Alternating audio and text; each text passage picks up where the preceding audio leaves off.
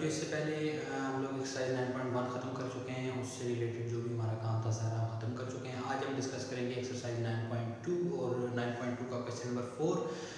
Question number 4 करने से पहले हम लोगों ने 3 आइडेंटिटीज़ प्रूव की थी, जिनके बारे में मैंने कहा था कि एक्सरसाइज 9.2 में इनका बड़ा इस्तेमाल है।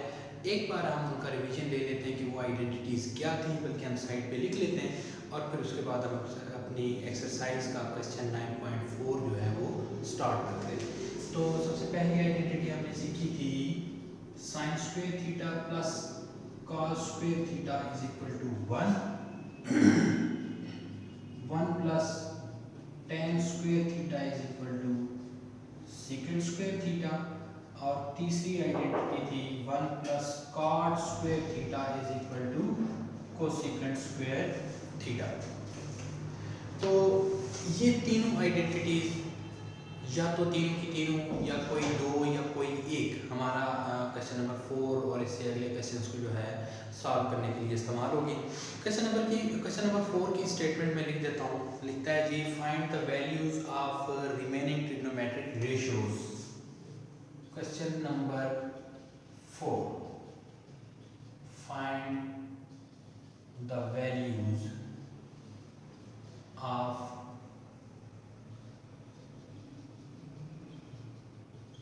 remaining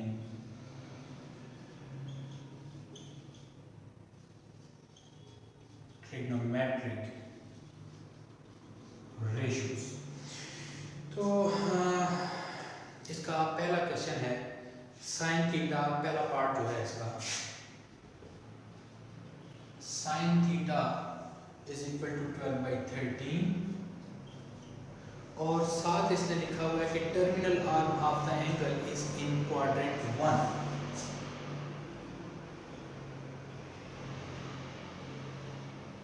arm of the angle is in quadrant 1। तो ये तो चले साइन थीटा की वैल्यू दी हुई है। जो ये इसने एक सेंटेंस लिखा हुआ है, इसके मतलब थोड़ा सा हम अपना नॉलेज इंप्रूव करते हैं। आप लोगों को पता है कार्टेशियन प्लेन या एक्स वाई प्लेन जो होता है हमारे पास, जिसमें हम इसको डिस्कस करेंगे एंगल्स को। ये हमारे पास 0 डिग्री है, ये 90 डिग्री है, 180 डिग्री है, 270 डिग्री और 360 डिग्री। और अगर मैं रेडियन में इनकी बात करूं तो ये तो 0 डिग्री रहेगा। इसे हम कहते हैं π/2 रेडियन। ये हमारे पास होते हैं पाई रेडियन, और ये हैं हमारे पास 3π/2 रेडियन, और ये हैं 2π रेडियन।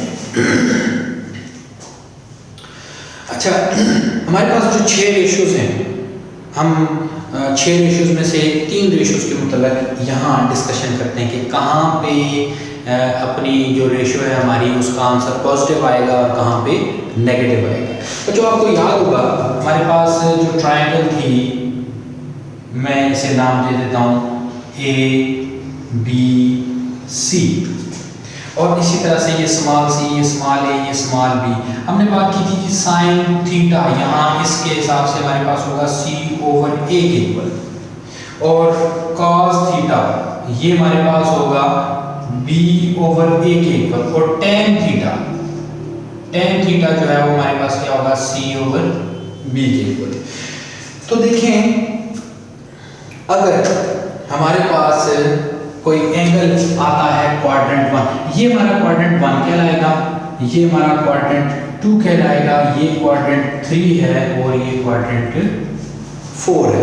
थोड़ा सा मैं आपको ओवरव्यू दे दूं कि ये ट्रिग्नोमेट्रिक रेशियोज क्यों पॉजिटिव या नेगेटिव होती हैं। हम कोई से दो जो हैं क्वाड्रेंट्स उनमें डिस्कस करेंगे, बाकियों को फिर हम इसी तरीके से देख लेंगे।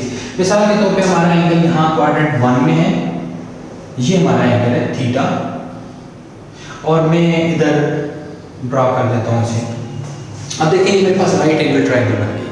अब यहाँ पे जो x एक्सिस है वो भी पॉजिटिव, और y एक्सिस की वैल्यू भी जो है वो पॉजिटिव है।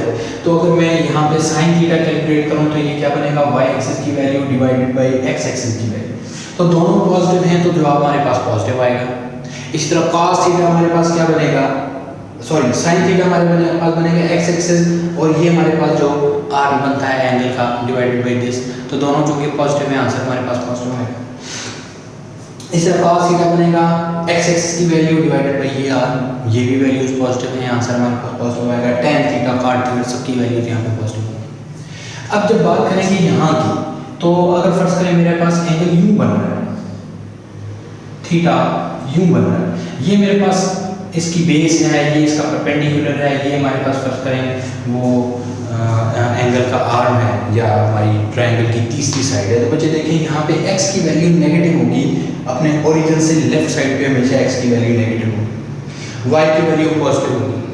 तो अब आप देखें कि यहाँ पे sin थीटा की जब आप वैल्यू कैलकुलेट करेंगे y डिवाइडेड बाई r आएगा, y भी पॉजिटिव है, r भी पॉजिटिव, तो जो हमारे पास इसका रिजल्ट आएगा sin थीटा का वो पॉजिटिव आएगा। लेकिन अगर cos थीटा कैलकुलेट करते हैं तो x divided by r, x negative है, r पॉजिटिव है, तो negative divided by positive answer आपके पास नेगेटिव आएगा। इसी तरह बाकी तीनों क्वाड्रेंट्स में भी हमारे पास इसी तरह से रेशियोज के आंसर्स जो हैं वो डिफरेंट आएंगे। मैं इसे मिटाता हूँ, अब जरा जनरल सी बात कर लेते हैं हम लोग अपनी रेशियो से मुतल्लिक। तो मैं अगर आपको जनरल एक तरीका बता दूं बगैर ये सब कुछ सोचे, आप लोग अगर इसको मालूम करना चाहें, तो ये हैं मेरे पास क्वाड्रेंट्स 1 2 3 4। बच्चों जो क्वाड्रेंट 1 है इसमें तमाम की तमाम रेशियोज जो हैं वो पॉजिटिव होंगी। इसमें साइन भी पॉजिटिव होगा, कॉस भी पॉजिटिव होगा, tan भी पॉजिटिव होगा। क्वाड्रेंट 2 में सिर्फ साइन जो है वो पॉजिटिव होगा, कॉस नेगेटिव होगा, tan ये नेगेटिव होगा। क्वाड्रेंट 3 में sine negative, cos negative, tan positive होगा। जबकि क्वाड्रेंट 4 में साइन नेगेटिव, कॉस पॉजिटिव और tan भी नेगेटिव। तो बजाय इसके हर एक चीज को अलग अलग याद रखने के, ये देखें यहाँ पे ऑल रेशियोज आर पॉजिटिव, तो मैं r का a लिख देता हूं। यहाँ पे सिर्फ cos पॉजिटिव है, cos का c लिख देता हूं। यहाँ सिर्फ tan पॉजिटिव है, tan का t लिख देता हूं। यहाँ sin पॉजिटिव है, sin का s लिख देता हूं। तो अगर आप इसे क्लॉकवाइज पढ़ें तो ये बनता है x, a for all positive, c for cos positive, t for tan positive, s for sin positive। तो आप अपनी रेशियोज के मुताबिक चारों क्वाड्रेंट्स में इस फार्मूले के तहत पता कर सकते हैं कि कहाँ पे कौन सी रेशियो पॉजिटिव आंसर देगी और कहाँ कौन सी रेशियो नेगेटिव आंसर देगी। इसके बाद चलते हैं हम अपने क्वेश्चन के ऊपर। तो क्वेश्चन की स्टेटमेंट को दोबारा से देखते हैं। क्वेश्चन की स्टेटमेंट में उसने कहा जी कि साइन की वैल्यू अगर आपके पास 12/13 है और टर्मिनल आर जो है वो क्वाड्रेंट 1 में है, तो टर्मिनल आर अगर एंगल का क्वाड्रेंट 1 में है तो इसका मतलब है जो भी आप रेशियोज कैलकुलेट करेंगे सबके आंसर्स आप लोगों ने पॉजिटिव लेंगे। तो हम चलते हैं अपने क्वेश्चन को देखते हैं। हमने साइन की वैल्यू गिवन है, कॉस की वैल्यू कैलकुलेट करनी है, tan की, सीकेंट को सीकेंट और काट इन सब की वैल्यू हमें कैलकुलेट करनी है। अच्छा देखें हमारे पास तीनों रेशियो, तीनों जो आइडेंटिटीज हैं उनमें हमारे पास साइन इस्तेमाल हो रहा है पहली वाली आइडेंटिटी में, और हम यहाँ से cos की वैल्यू कैलकुलेट कर सकते हैं। कैसे कैलकुलेट कर सकते हैं जी? हम लिखते हैं as we know that sin square theta plus cos square theta is equal to 1। cos की वैल्यू हमने कैलकुलेट करनी है, sin को दूसरी तरफ ले जाएं, cos square theta is equal to 1 minus sin square theta। cos square की वैल्यू नहीं कैलकुलेट करनी, सिर्फ cos की वैल्यू कैलकुलेट करनी है। स्क्वायर रूट ले लेंगे, cos theta is equal to, जब भी स्क्वायर रूट लेते हैं तो साथ प्लस माइनस आता है, ये आ गया। यहाँ साइन में वैल्यू पुट करें तो बनेगा cos theta is equal to plus minus square root 1 minus 12/13 square. Simplify करेंगे इसे तो आपका cos थीटा बनता है plus minus square root 1 minus 144 divided by 169, LCM लेंगे स्क्वायर रूट के अंदर तो ये बन जाएगा 169 माइनस 144 ओवर 169। नेक्स्ट आपके पास बनता है plus minus square root 25 by 169 और फिर cos थीटा की वैल्यू आती है प्लस माइनस 5 बाय 13। अब ये प्लस पॉजिटिव भी है नेगेटिव भी है, इनमें से कौन से वाले चूज करना है? तो हमने इस अपने जुमले को देखना है। इस सेंटेंस में क्या लिखा है कि क्वाड्रेंट 1 में हमारा टर्मिनल आर, तो हम लिखेंगे as terminal arm is in quadrant 1, so cos theta is equal to 5 by 13, क्योंकि क्वाड्रेंट 1 में cos theta पॉजिटिव होता है। अच्छा, cos theta की वैल्यू मिल गई तो हम यहाँ से secant theta की वैल्यू कैलकुलेट कर सकते हैं, इसको पलट दें तो secant theta आपके पास मिल जाएगा 13 बाय 5। एक वैल्यू हमने ये कैलकुलेट कर ली, एक वैल्यू हमने ये कैलकुलेट लगे। आपको साइन थीटा की वैल्यू आपको पता है तो कोसिकेंट की भी डेफिनेटली पता होगी। कोसिकेंट थीटा क्या हो जाएगा? वो हो जाएगा जी 13 बाय 12। इसके बाद आपने tan और cot कैलकुलेट कर लिया तो मैं इसे यहां से मिटा देता हूं और tan थीटा ये होता है जी sin theta over cos theta. sin theta की वैल्यू है 12 बाय 13, cos थीटा की वैल्यू है 5 बाय 13।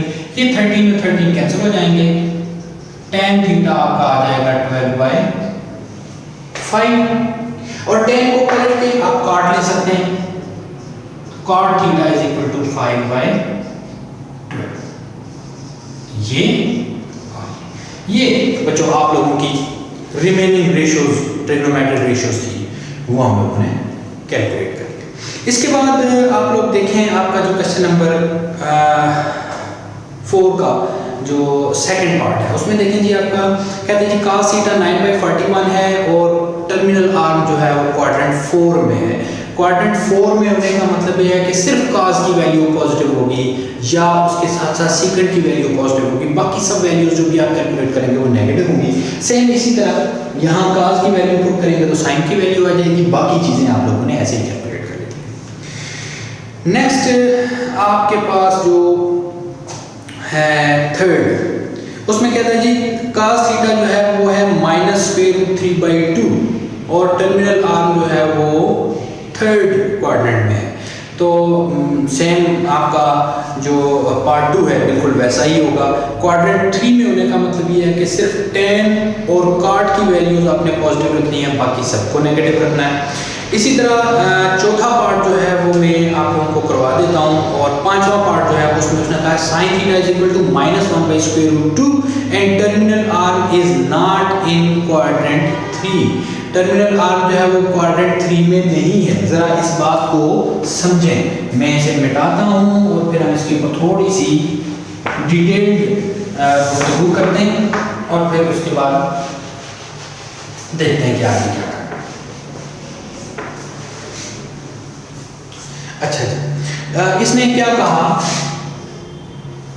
ये है जी क्वाड्रेंट 1, ये है क्वाड्रेंट 2, ये है क्वाड्रेंट 3 और ये है क्वाड्रेंट 4 और साइन की वैल्यू इसने नेगेटिव दी है। Sine is equal to sin theta is equal to -1/√2। तो अब देखें x के फार्मूले से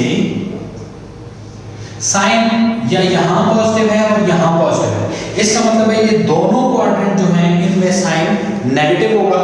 नेगेटिव होगा तो इसका मतलब है कि ये जो नेगेटिव वैल्यू आ रही है हमारी या तो क्वाड्रेंट 4 में है या क्वाड्रेंट 3 में, लेकिन साथ ही उसने रिस्ट्रिक्ट कर दिया कि आपका जो टर्मिनल आर्म है क्वाड्रेंट 3 में नहीं है। क्वाड्रेंट 3 में ना होने का मतलब क्या है, वो क्वाड्रेंट 4 में।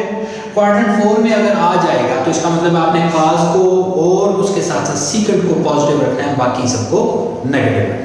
तो हम चलते हैं जी अपने पार्ट 4 की तरफ। तो पार्ट 4 में कहता है जी tan थीटा जो है वो क्या है, -1/3। tan थीटा है जी -1/3। 3। और इसके साथ इसने टर्मिनल आर्म के मतलब क्या इंफॉर्मेशन दी है उसको भी हम देखते हैं। पार्ट 4 मैंने यहाँ पे लिख दिया tan theta is equal to -1/3 है और टर्मिनल आर्म जो है वो सेकंड क्वाड्रेंट में है। सेकंड क्वाड्रेंट में होने का मतलब ये है कि सिर्फ साइन और कोसेकेंट आपके पॉजिटिव होंगे, बाकी सारी की सारी रेशियोज जो हैं वो आप लोगों ने नेगेटिव रखनी है। तो देखते हैं जी, हम पहले तो ये देखते हैं कि इन तीनों में से कौन सी आइडेंटिटी हम इस्तेमाल कर सकते हैं। तो जो याद रखें, जो गिवन आपकी रेशियो है जिस भी आइडेंटिटी में है आप उसे बिला खौफ व खतर जो है वो इस्तेमाल कर सकते हैं। तो मैं आइडेंटिटी नंबर 2 को स्टार्ट करता हूँ जी। सोल्यूशन है हमारा, सोल्यूशन में क्या है जी, secant square theta is equal to 1 plus tan square theta. मैं यहाँ पे दोनों साइड पे स्क्वायर रूट लेता हूँ तो ये बन जाएगा यूं, और फिर अब मैं tan की वैल्यू पुट करता हूँ तो सीकेंट थीटा मेरे पास आ जाएगा plus minus square root 1 plus 1/3 का स्क्वायर, और ये बन जाएगा secant theta is equal to plus minus square root 1 plus 1/9 और secant theta is equal to 10/9 square root, और फिर सीकेंट थीटा मेरे पास आ जाएगा स्क्वायर रूट 10/3 प्लस माइनस। अच्छा, ये अब देखें क्वाड्रेंट 2 में है, क्वाड्रेंट 2 में सीकेंट नेगेटिव होता है, तो as theta lies in quadrant 2 so secant theta is equal to square root 10/3 negative. ये आपने एक रेशियो कैलकुलेट की, इसको पलटेंगे तो cos थीटा मिल जाएगा, cos थीटा आ जाएगा 3/√10 माइनस के साथ। tan आप लोगों के पास मौजूद है, आप इसको रेसिप्रोकल लेके cot कैलकुलेट कर सकते हैं। cot theta is equal to -3।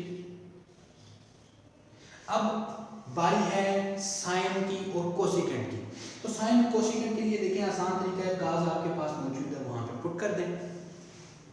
तो मैं लेता हूँ जी, अब इस मैं काज पुट करता हूँ तो मेरे पास अगर मैं इस आइडेंटिटी को सिंप्लीफाई करूँ तो साइन थीटा आ जाएगा 1 minus cos square theta square root plus minus के साथ cos की वैल्यू पुट कर देता हूँ मैं यहाँ पे, तो sine theta is equal to plus minus square root 1 minus -3/10 का स्क्वायर, ये स्क्वायर रूट भी है 10 के साथ, और sine theta is equal to plus minus square root 1 minus 9/10 और sine theta is equal to plus minus 1/10 square root sine theta is equal to plus minus 1/√10। अब चूंकि क्वाड्रेंट 2 में है हमारा आर्म, तो हमारा साइन थीटा पॉजिटिव आएगा तो ये आएगा 1/√10।